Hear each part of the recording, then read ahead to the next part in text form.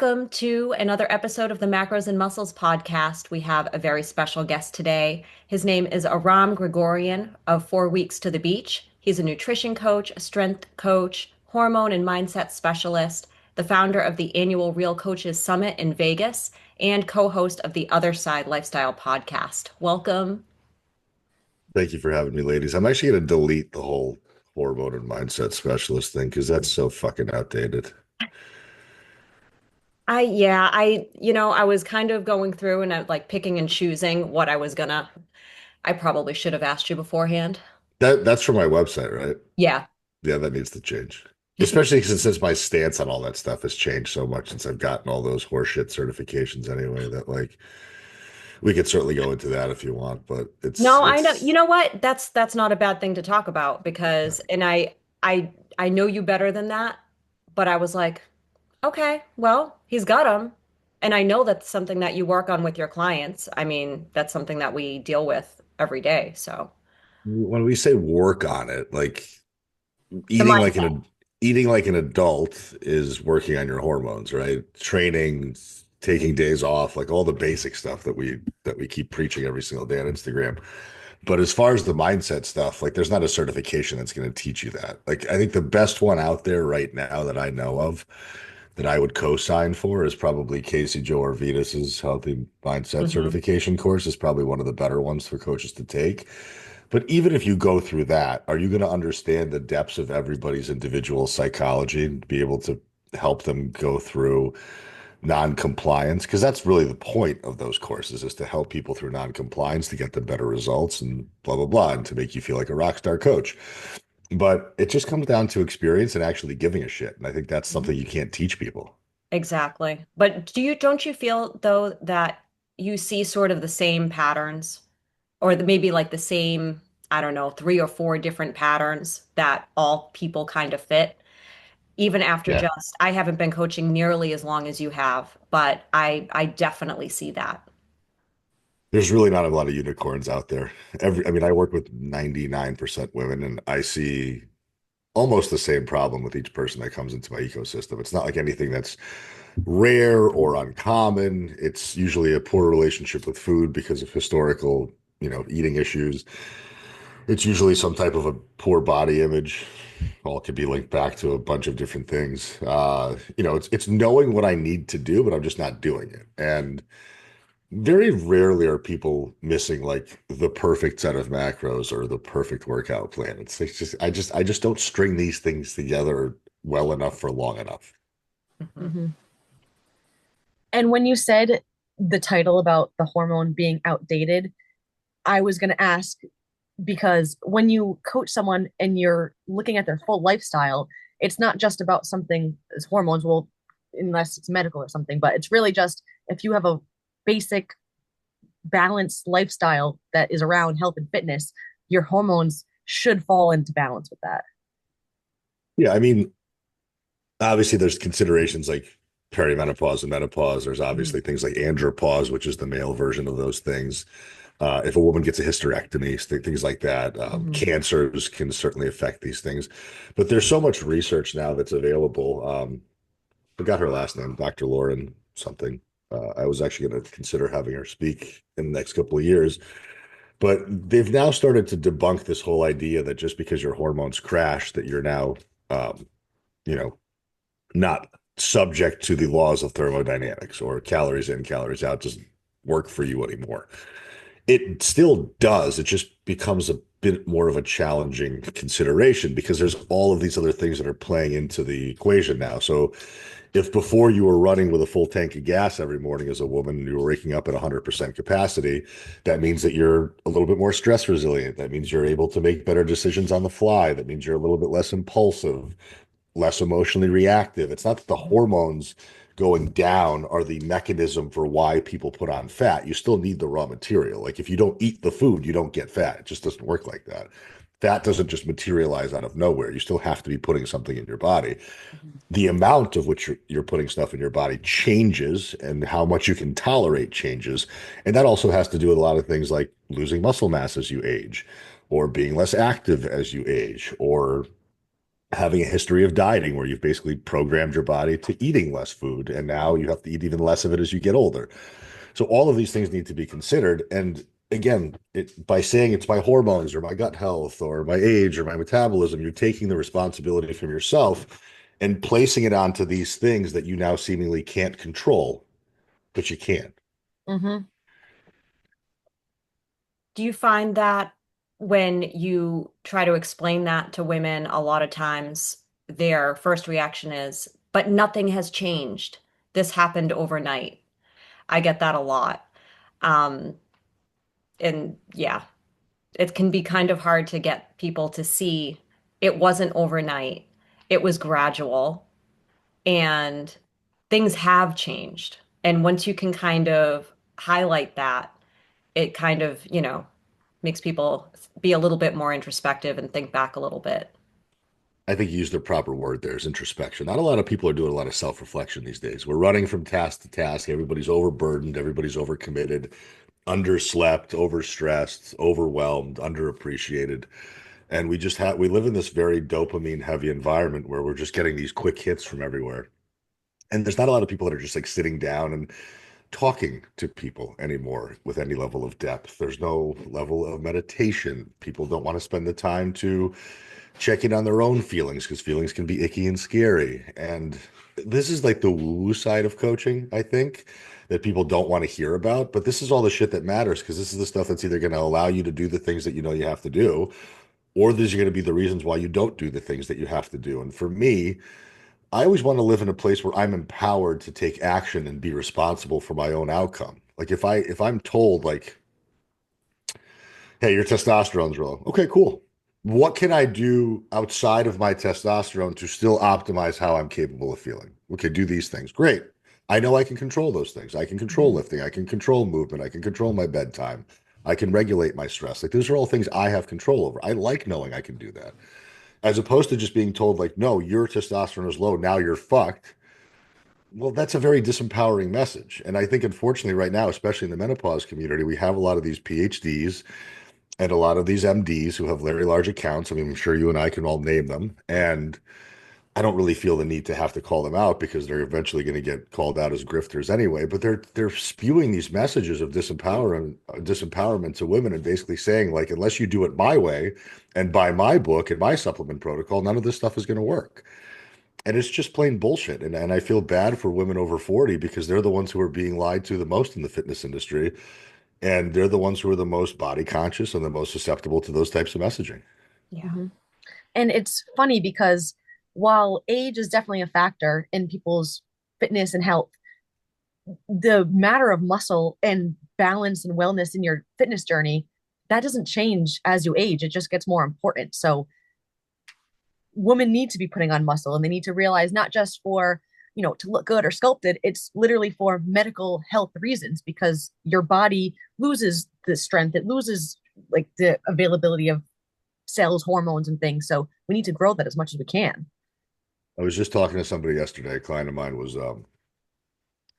expressing concern about her cortisol, expressing concerns about her fasted blood glucose number. She's on the heavier side, like in the low 200s, lost some weight, about 10, 15 pounds since we started, but has a lot of stress in her life, Mhm. lots of stress in her life. And I'm like, of course your cortisol's high, but that's not preventing you from losing fat. You're also down to like 4,000 steps a day. So you're not really moving around that much and you're working out like 3 times a week with very little intensity. And you're also eating relatively well, but it could certainly be less. So I'm not surprised that your blood glucose is high, and I'm not surprised that your cortisol is high, but none of these things are killing you.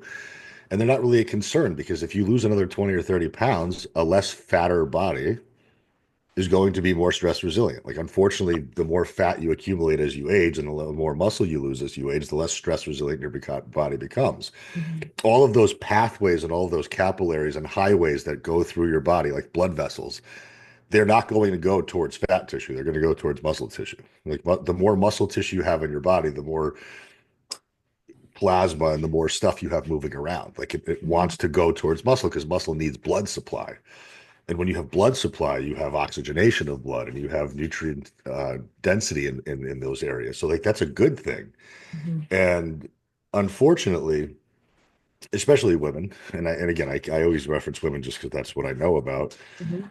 You, unless you picked up lifting in your 40s or 50s because you finally walked into an Orange Theory studio, you probably weren't lifting weights from the time you were 20 onwards. So you lost 20 years of potential muscle building skill and potential. And now you're starting at the toughest time of your life. So you got to be patient. That's the other hard part, right? It's like you woke up at 45, you're 40 pounds heavier, you don't like the way you look, you don't like the way you feel, and now you're going to start this uphill battle. And you're doing it from a place where you're just doing it with desperation. Like, I have to get it done now. Well, you should have thought about that at 25 before you started your family, and you should have gotten these habits in place before you bought the house and before you had the demanding job. And let's be honest, you guys have jobs, you guys have kids, and sometimes somehow you make it happen. So clearly it's not impossible to do these things. Mhm. You may not be all in all the time, and you're not required to be, but you can certainly make some deposits into the bank slowly but surely over time. Mhm. How do you handle the just wait until Hmm. clients? Because I loved it when you were so excited to be diagnosed with hypothyroidism. And I am the same way, like Hashimoto's over here and all of that kind of jazz going on. And also, but even aside from that, so it's nice when someone's like, oh, it's, because of my thyroid and I'm hypo and I have Hashimoto's. And I'm like, so do I. And then it's like, yeah, but I'm X age. And I'm like, well, I'm 46. And then it's like, well, just wait until you're 50, wait until you're 60, wait until you're 70. It's like, you're missing the point. Mhm. I'm happy that I'm in my 40s now because I get to actually start to like speak the same language as people. Because when I was a trainer in your 20s, especially female trainers in their 20s, right? Like no woman in her 40s is going to sit there and relate to a woman in her 20s who's living in her home with her parents or living at home with her boyfriend. Like it's just a totally different life. They don't have kids, they don't have responsibilities. Now, granted, I don't have children either, but that was a choice. But I don't discount how hard it is to have a full-time job and be a parent and have to run a household. Like I understand that your life is insanely more complicated than mine, but there are other people in this world who have shown us blueprints on how to succeed under those really shitty circumstances. Mhm. And self-care isn't just about your body fat levels or about losing fat or losing weight or improving your aesthetic. And that's unfortunately what people relate health and fitness to, is Mhm. they relate it to this level of like, I have to be a certain size or a certain shape because that's what society demands of me. That's what I demand of myself. That's what my friends expect. And it's bullshit, as opposed to like I should be eating well because I feel good every day. My Mhm. digestive health is better when I eat well. I sleep better when I eat well. My mood is better when I eat well, and I keep my own promises, which is really, really empowering to myself. And I should be lifting weights not just to have a sculpted body, but because I want to be able to get up off the toilet at some point and Mhm. prevent fall risk and not have to have my husband walk me around and because I can't stand on my own, which is what's happening to my mother now at 79 years old, Mhm. and she refuses to do it to this point. Like, I mean, I've had to like have so many hard conversations with her. She's 79 years old. She lives in an over 55 community with three different gyms on the property. They have a trainer on site that charges $25 an hour that can easily teach them how to use the machines, which is all they need at this point. Mhm. Still doesn't want to do it. So it's like you're either going to go out on your feet or on your back. How do you want to do it? So now that I'm 41 and I start to feel my mortality more, I tell anybody over the age of 35, 40, you don't have a lot of time left. Like you're at halftime right now, Mhm. technically. Like literally, like it's not 50 is not midlife. 40 is midlife because the average age in the United States, I think average people age that people die is like between 80 and 84. I think men is even younger than that. So you like you don't how much more time do you want to spend trying to figure this out or put it off to later? Like you just don't have the time to do it anymore. And you still got like by the time your kids are out of the house, you're going to be in your 50s. And that's when you're going to start living your life. Like do it now. Set up the habits now. Set up the routines now. They don't have to be perfect, but at least start like dialing these things in and understanding how they work and how they benefit you so you can have an easier rest of your life and you don't have to depend on other people as you age. Mhm. And I saw your story that you said, make deposits over time instead of starting in September, derailing your diet over the holidays, and then starting again in January. It just doesn't make sense. And if people are going to be introspective with themselves, they need to say, does it make sense to totally derail all my hard work? No, there is a way to do this in a balanced way still eat what you want to eat and also reach our goals. And I will, and Jenna, we'll say this to the end of time. There is a way to do it, and it can be achieved. Yeah, I mean, the post that I posted today, I'm sure will ruffle some feathers because it's, it's summer time's coming and people are going to be more social and have obligations, which I just, I love the word no. I've gotten so good at saying it. It feels so good coming out of my mouth, and I just love hearing the silence at the other end when I say it because there's nothing else I have to say. And unfortunately, I think women tend to naturally be people pleasers and they don't want to rock the boat. They don't want to disrupt the status quo. And it's my husband's family. Okay. They suck. You don't like them anyway. Why are you going to their house for an entire weekend when you're miserable the whole time and you don't like the fact that your children are exposed to your husband's creepy uncle? Or the fact that your sister-in-law has a fucking drinking problem that you're exposed to that then sets off your own drinking problem. Like, why do you put yourself into these situations when you're an adult and you don't have to do any of these things? And again, it's this idea that I have to be polite or the society expects me to keep my mouth shut. Well, that's your problem. That's the narrative you've created in your head, and that's the narrative that's going to kill you. I saw the saddest message yesterday. I can't even explain to you. I don't know. I forgot. It's just a follower of mine. Mhm. I had posted that very empowering text message that my client sent me. She's an older Polish woman. She's riddled with rheumatoid arthritis. Her husband is dying of stage 4 pancreatic cancer, and she's the sole caretaker for him, while also taking care of the 2 dogs, while also working full time from home. And her health has drastically improved over the last year that we've worked together. I mean, incrementally, very slowly. It's not about fat loss for her. She just wants to get her quality of life back and not be in pain every day. She wants to learn how to lift weights and be strong so she can do things around the house that her husband used to do that she couldn't do. And now she's carrying around bags of soil to plant in the yard. She's able to clean the driveway when it snows. Like she's allowed to be a human being again because she never had that strength. So now her husband's family is coming in from out of town from Poland for like 3 weeks. And I immediately texted her. I said, listen, I know where your head's going to naturally go. It's going to be to please everybody and cook for everybody and clean for everybody and stop taking care of yourself for the next 3 weeks. I implore you not to do that. She goes, I'm way ahead of you. So apparently she had already talked to her family like, hey, I'm going to be eating my own food that I cook. I'm going to be spending time every day moving to some capacity in my gym. She has a home gym set up where I'll be taking walks. You're more than welcome to join me. And I love the fact that she took that into her hands and her husband's supporting her because her uncle, old school fucking European, because I'm Russian, I get it. I understand how this line of thinking works.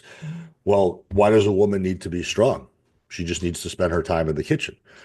And that's unfortunately the rest of the world that a lot of women in America, unfortunately, are under that same umbrella. So, she basically told the uncle to shove it and she's going to do what she wants. So a woman saw this and she goes, lucky her. I said, no, no, no, no, no, no. Not lucky her. She spoke the fuck up, which you can do too. Mhm. And she said, well, no, I can't. I'm 54 years old and I'm financially reliant on my husband. I said, at any point in time, you can pull the ripcord also. It's going to be very, very difficult. But either you can live like somebody's pet for the rest of your life, or you can take ownership and do something about it now, make yourself wildly uncomfortable, but find some peace and happiness on the other side of that. And that's the unfortunate reality is that so many people continue to make these choices that keep them stuck because they're comfortable. Mhm.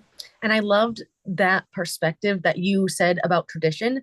And because I thought in my head, oh, tradition is always, about women serving the men and doing all this cooking stuff. Um, that tradition is usually like a good thing and it's good to uphold. But I really liked your perspective on, well, if the tradition's not good, break that shit, get rid of it. I've just never understood. Like, I come from a very classically traditional family. Like my father was my father, my mother was my mother, but I was a little bit on the luckier side because my mother just was very, very strong in her personality, and she stood up to my father a lot, and she laid the groundwork early about not being under his thumb. So I grew up with a very strong matriarchal, you know, figure in my life, which I was fortunate. It's probably what led me to want to work with more women anyway. But unfortunately, a lot of people don't have that. And like I spoke to my father, I spoke up to my dad at a very young age because him and I didn't get along and we had a very toxic relationship. And I just think so many people are so afraid to speak how they truly feel or what they need from people. Mhm. And then they just live these really miserable, unfulfilled, unhappy lives, pretending that they're fine because they're taking care of all these other people. So because they're indentured servants, that they have this level of value. Well, it's like you're serving the wrong people for the wrong reason. Like I'm a servant. I serve every day. So are you guys. Like that's our job. We're here to serve people. We're here to serve our audience, our clients, and that's something that's very fulfilling because you get to change people's lives every single day. But throwing your 12-year-old's laundry in the basket is something they can do. And cooking food that's the whole family's going to eat is something that you need to tell them is okay because you're not going to sit there and make separate meals for everybody just because they don't want that. They want chicken nuggets instead. Like you have to speak up.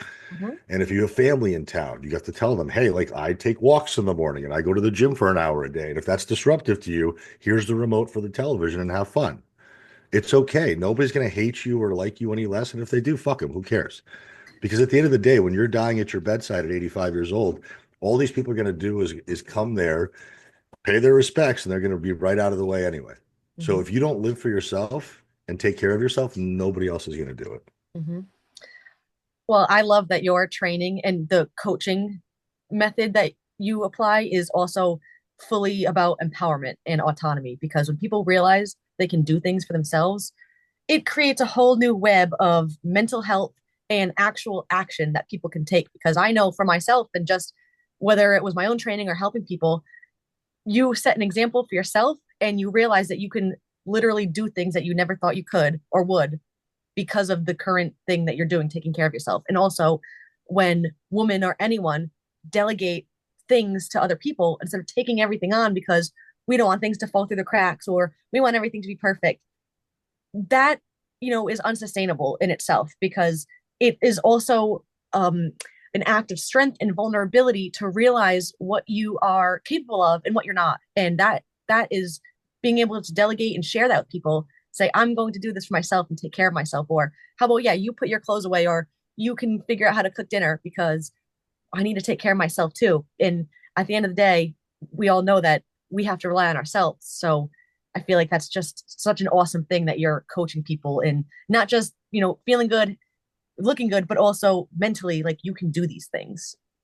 Thank you. And I think the cool part about that is too, is like you're also, I mean, obviously if you have kids, especially daughters, you have a responsibility to those children to show up as your strongest self because you're leaving that imprint on them. Mhm. And that's why so many women are fucked up now because they watched mom talk about food in a bad way, or they talked about their body image in a bad way, or they hated themselves into their next spin class. And that's what that's what these women grew up watching. So that's what they became. You get to break that cycle now. You know better. If you Mhm. follow enough decent social media accounts, you have all the information you need. You can hop on Chat GPT and figure anything out that you want to today. So it's not like you're void of information, but it's these belief systems, these archaic, very limiting belief systems that are holding people back.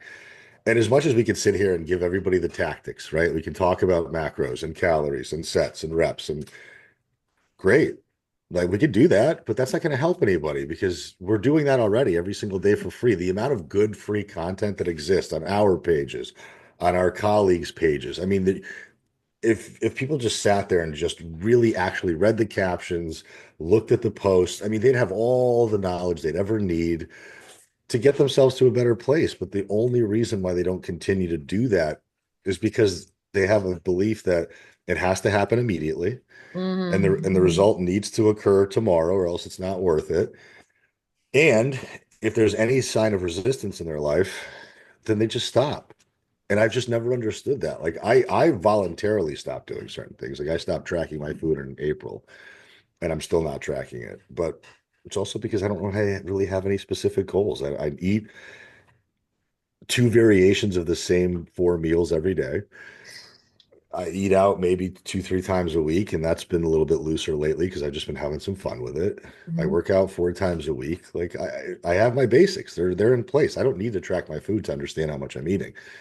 But most people do because they don't Mhm. know how much they're eating. They don't like I had a woman the other day, she was making vegetables with her husband, and her husband's making the vegetables and he's pouring oil into it. I'm like, did you weigh the oil? She's like, no.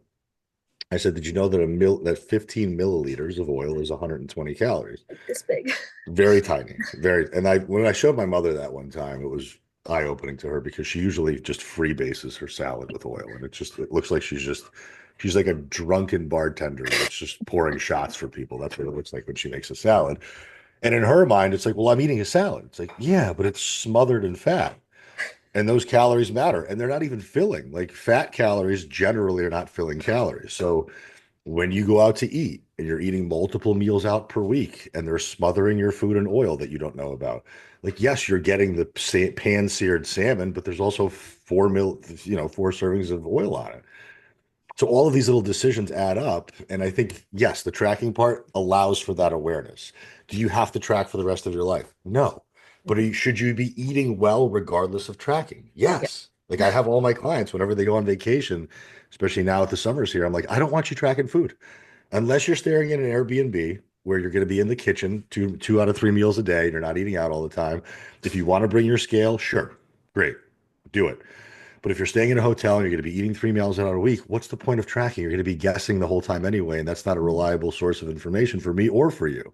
Mhm. So just make some frameworks in place. Like what I normally tell my clients is if you're traveling, 2 out of 3 meals a day, lean protein, vegetable, and fruit on your plate on 2 out of 3 meals. And on the third meal, add a natural starch to it.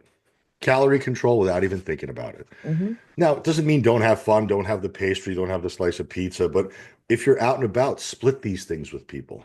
Mhm. Like one of my favorite places in the world is New York City because I get to go to all these places that I love, but I'm not going to get the whole pizza pie for myself, and I'm not going to eat all the burgers and all the fries. I'm going to split that with all the people that I'm there with. I'm going to split the dessert. I'm going to split the entree. I'm going to split the appetizer. And that way I can have a taste of a little bit of everything. Because we all know after the second, third, fourth bite, it all starts tasting the same anyway. And it doesn't Mhm. matter. But that's where you can start to understand, hey, I love food and I can still enjoy it, but I don't need to sit here and abuse myself with it. Yeah. You're also, talking about, we're getting a good sense of like your coaching style too, like as we talk about these different topics. But I also want to bring up how unique your coaching style is, because I've learned a lot from the way you do things, and I've taken a lot into my own business from you. You say that you're the most responsive coach out there. And I've never been a client, but I can tell you that is true. Because I'm not a client, I'm just a girl on the internet. And your response time is just Mhm. like that, always, you know. This thing lives in my hand all day long. Mhm. It doesn't leave because this is my job. Yeah. Mhm. Like I spend some time on the computer, obviously, if I'm doing like today's going to be a check-in day where I might have like 8 to 10 check-ins today. But like I've never understood the idea that like my client has to wait half a day or 24 hours for a response because if they're having some level of turmoil or a problem in that moment and we don't get to capture it in that moment together, client and coach, then we don't know how to fix that problem next time it occurs. Because by the time I've gotten back to that individual, 3 other things have probably hit their head already. Mhm. Right. Like these are busy women with busy lives. And they like I have a woman who owns a car dealership, but she's also got 3 kids that she has to drive around. So it's like she's got all these pieces of the puzzle. So if she texts me at 8 a.m. about a problem and I get back to her at 5 p.m., she's had 6 other problems by then. Which problem are we going to address at that point? Mhm. So I think to me, like as a coach, your responsibility is number one, fulfill the promise that you made to your clients by being available to them, because all you're doing 99% of the time is reminding them that they're part of a process. That's it. That's all they need. I send out a text message every morning to everybody with some level of food for thought. Like today's was holiday weekends don't have to be a retreat away from your habits. Mhm. Okay. I'm in their head now. Maybe if they're going to make choices today, they might be better choices. And I'm going to send another one out tomorrow and Sunday and Monday. And I do that every day just to stay on top of mind. Not because I'm telling them, hey, eat your macros perfectly, or hey, don't forget that you need to train for an hour today. But at least like, hey, because you're part of this process and you're paying me a certain amount of money, I want you to know that I'm here for you. I'm thinking about you and you should be thinking about me. That's it. Because you care. It's Yeah, because yeah, I feel like yeah. the weekly check-in kind of thing, like here's your protocol, see you next week, is great for if you're advanced and you are gonna be, tracking everything and you understand macros and you know what you're doing. You're just gonna take your protocol and run with it. But if you have no idea where to begin and you're new at all of this and you don't know how to weigh your food and you don't know how to track, you don't understand what counts as a fat source or a protein source, then you need more hands-on guidance. You need that. daily communication, at least in the beginning. Yeah, I mean, I usually tell people like strap in for about 4 to 6 weeks. Like that's where like if you're a novice, most people aren't really, and I would say like there's really not that many novices anymore. The reality is if they've been following, like most of my clients have been following me for at least 6 months or not longer before they ever sign up. So they've seen my philosophies, they've seen the basics of the information. So they're probably doing a lot of this stuff already. So by the time I get them, it's really just understanding where their linchpins are and where their problems exist and how to make those problems less limiting. And it's just kind of dialing up the knobs where we need to and turning down the volume where we don't need it. And then just keeping them accountable, week over week, problem over problem, stressor over stressor, because that's what it is. It's like, yeah. And I do check-ins once every 2 weeks because I'm not changing anything. Mhm. I'm not changing your workouts. Like my workouts don't change for 6 to 12 months at a time because if you're practicing progressive overload, you should be incrementally getting better all the time. Mhm. And I'm not changing your macros every other week because there's no point. Like you're not even adhering to the basics of the macros I've gave you in the first place. So I need to understand how your body responds to the protocols that I've installed. And I need to, better yet, even than that, I need to be able to see if you're even capable of handling those bare minimums. Mhm. And it takes about 4 to 6 weeks to get that foundation set. And for some people, it takes way longer than that. There's been times where I've been 6 months into a coaching program and I'm still having to explain the basics to people Mhm. because they've been so used to being told what to do all the time. Like they go to an Orange Theory class, they don't know why they're doing TRX rows. They don't know why they're doing a single leg dumbbell deadlift versus a two dumbbell deadlift. They don't know why they're sprinting or rowing. Like nobody explains them anything. They just say, "Hey, come in here and do it."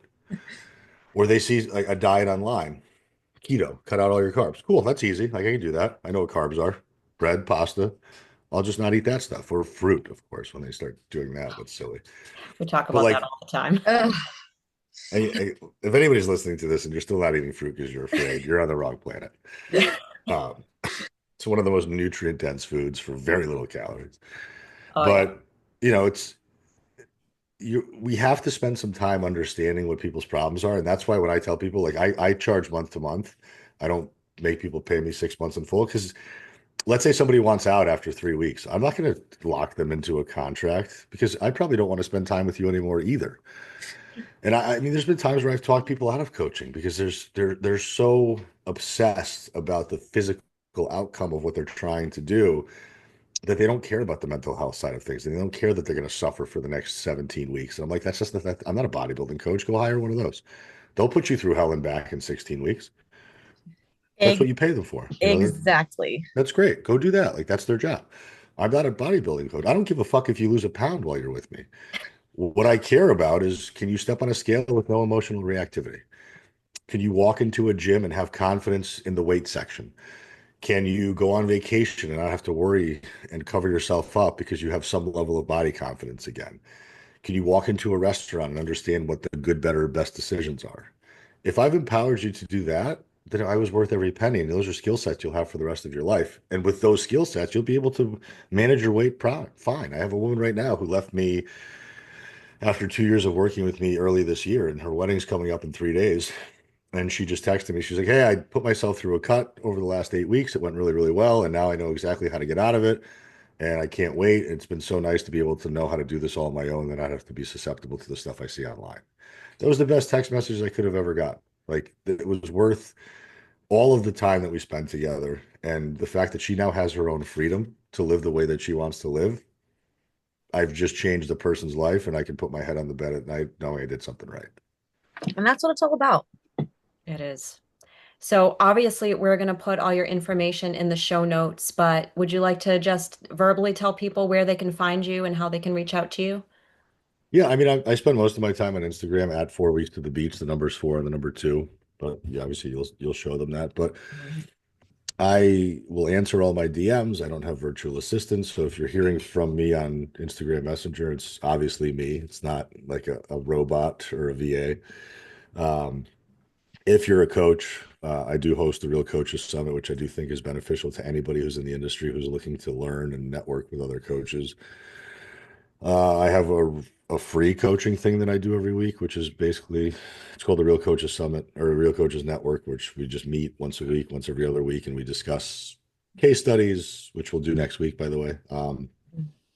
and business related topics. I'm not a business person, so I don't ever want to profess that I'm good at any of that stuff. I've just been around the block long enough to know what not to do, But being a which good coach is going to improve your business more than learning all of that businessy stuff. Mhm. So which I feel like is way more important than those types of skills anyway. So I Mhm. think you're an excellent example of that. And I just want to thank you so much for coming on the show and sharing your insights with us. It's been a lot of fun. I Thank appreciate you the so much. opportunity. No, thank you, Aurora. Thank you, Jenna. It's always a pleasure to be able to share. And I mean, this is what it's all about. Like us being able to talk about this stuff and entering different perspectives into our audience's lives reinforces that they're on the right track. Mhm. Thank you so much, everyone, for watching. Have a great weekend. See ya. Have Bye. a happy Memorial Day. Yes, you too. Bye.